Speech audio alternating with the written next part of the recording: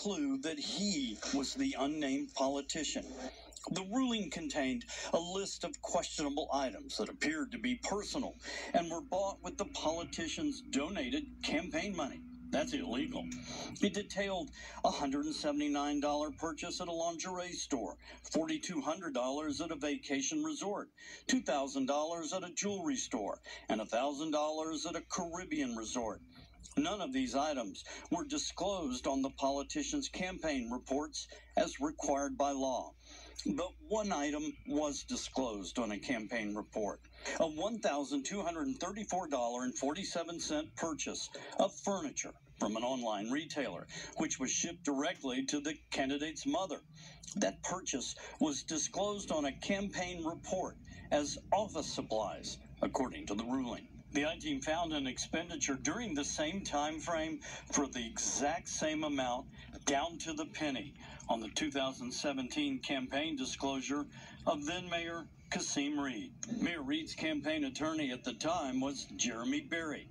Berry's attorney, Scott Grubman, confirmed that Mr. Berry received a subpoena to testify as part of the government's ongoing investigation and has been told numerous.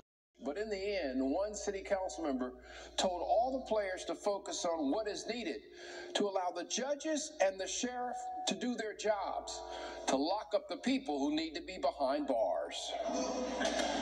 The jammed Fulton County Jail, an overflowing population with 300 inmates nightly on the floor in plastic containers like a doggy bed you might purchase for your animal. These people on the floor.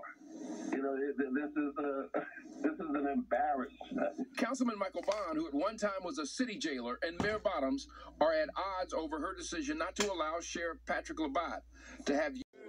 If someone tells you they're voting for Reed to be mayor,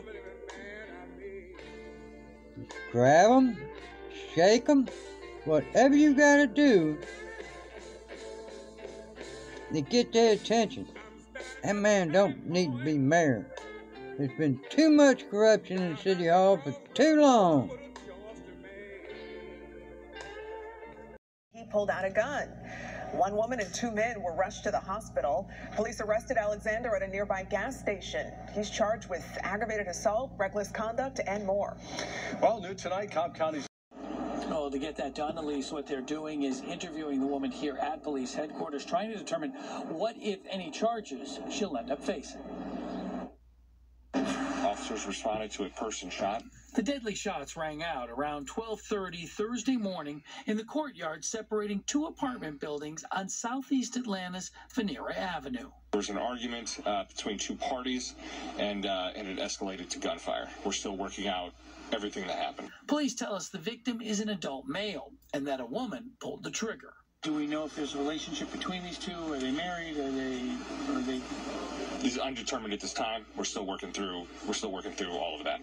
Investigators say at least one of the people involved lived in the apartment complex, but wouldn't say who it was. Nor would they tell us how many times or where the man was shot. Do we think this is domestic, or is it too early to know? It's too early to know right now. Yeah, the witness we talked to tells me he says it all started when one car crashed into another. That's when he said people started getting out of the cars and arguing with one another, and that's when gunshots were fired. He says he then ran inside of the Walmart, grabbed a security officer and another employee who could help.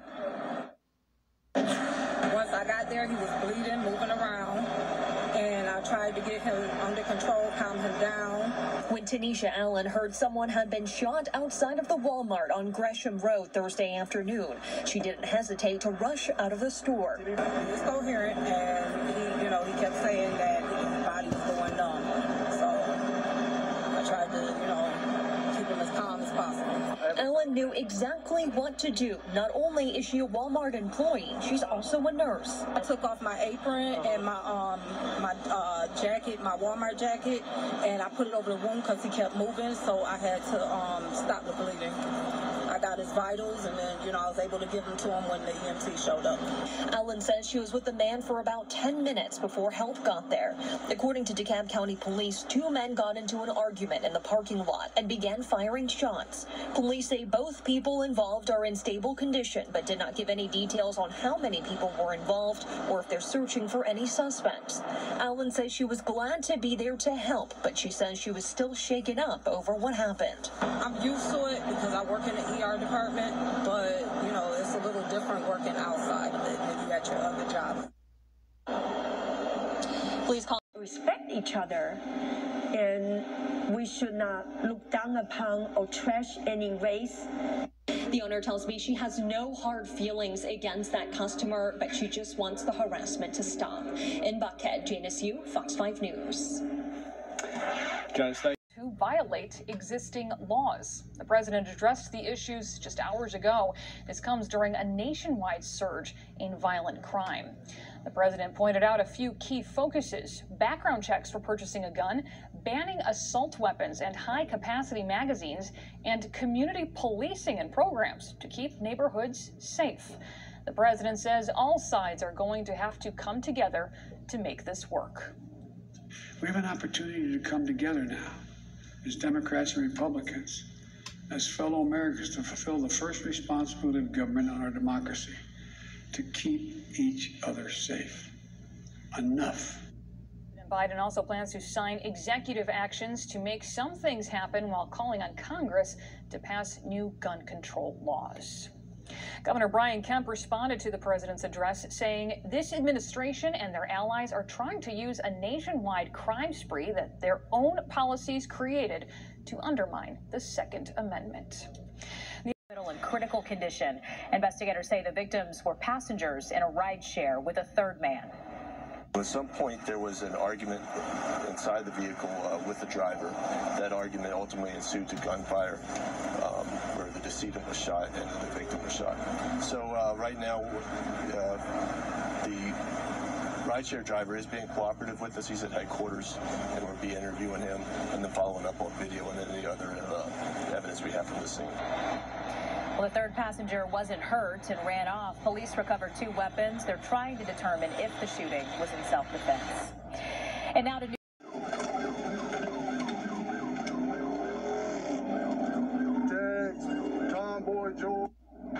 Once on the highway, deputies say the Challenger reached speeds of 147 miles an hour. Later, the driver appears to get hung up in traffic, and here's what the video shows happen next.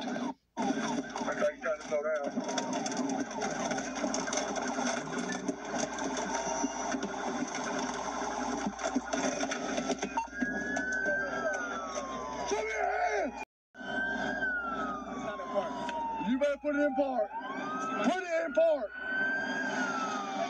Under arrest is 21-year-old Michael Robinson of Fayetteville. He's facing numerous charges: fleeing and attempting to elude, possession of a firearm during the commission of a felony, speeding, passing in the gore, reckless driving, racing, laying drag, improper lane change, failure to maintain lane, running a red light, and no turn signal.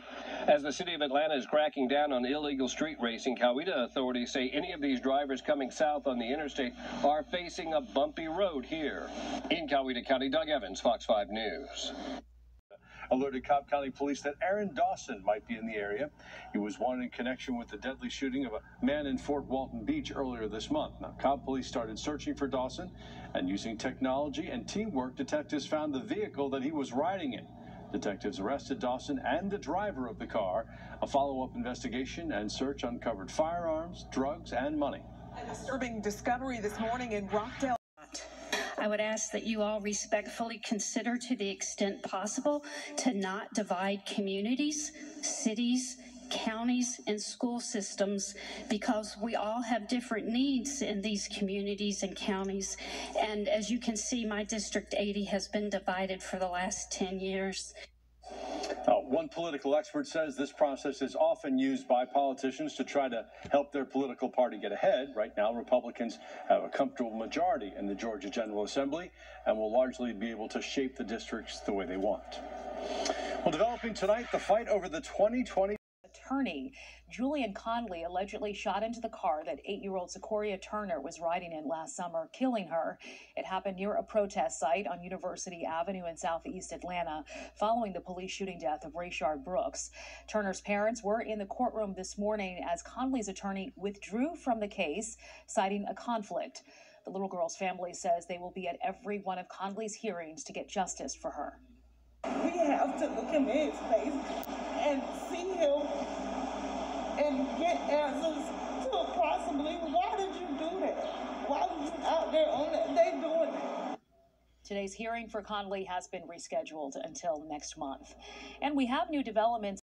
Deputies were arrived to the scene, which is the 3694 Highway 162, and the suspect barricaded himself inside the house.